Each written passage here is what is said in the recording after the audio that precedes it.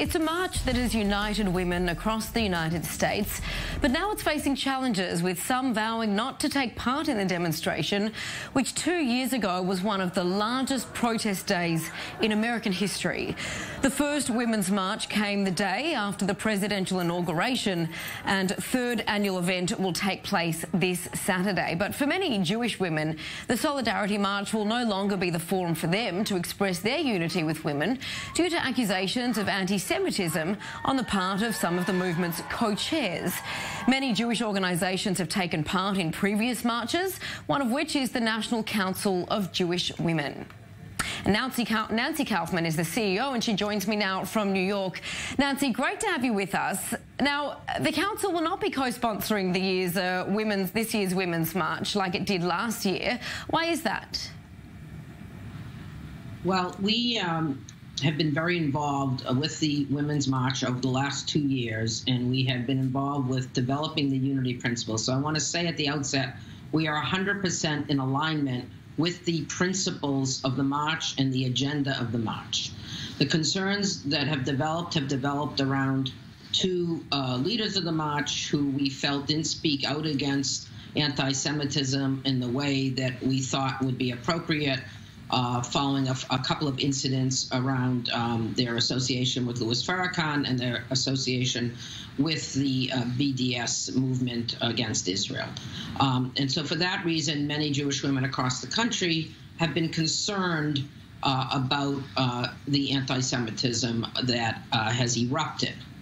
Having said that, I want to make it very, very clear that it has not spilled over into the actual agenda of the march, and we are working very hard to have the march leaders and governing structure transform so that Jewish women can continue to be around the table going forward. Sure. Do you feel that your message at this stage is being heard and attended to?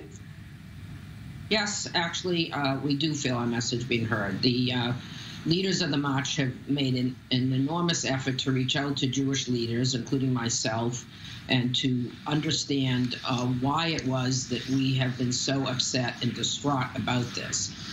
In a series of individual group meetings, they have met with rabbis and leaders across the country to really analyze their own structural anti-Semitism and their own understanding of what anti-Semitism is. And I would just say in the wake of Pittsburgh and the most horrific incident of anti-Semitism that we've ever seen in our country, there's an increased sense of concern around anti-Semitism in general in our community.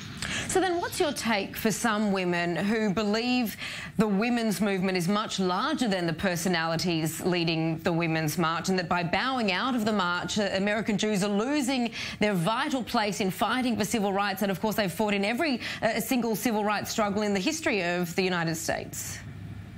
I can assure you and your listeners and your viewers, we are not losing that place. We are an integral part of the women's movement. And in fact, I think because we are so respected in the women's movement, other organizations, both secular and religious, have come to us to help us work through this situation. We all live in democracies. We live in a democracy, and we believe in dialogue. And if we believe that dialogue can lead to a constructive place, we will be part of a dialogue, which we are.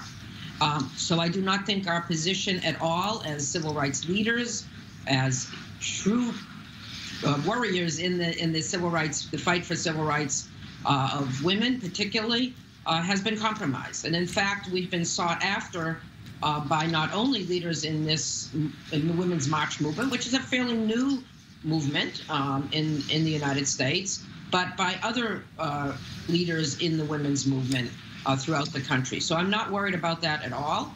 I think we will stay in the movement. We are part of the movement.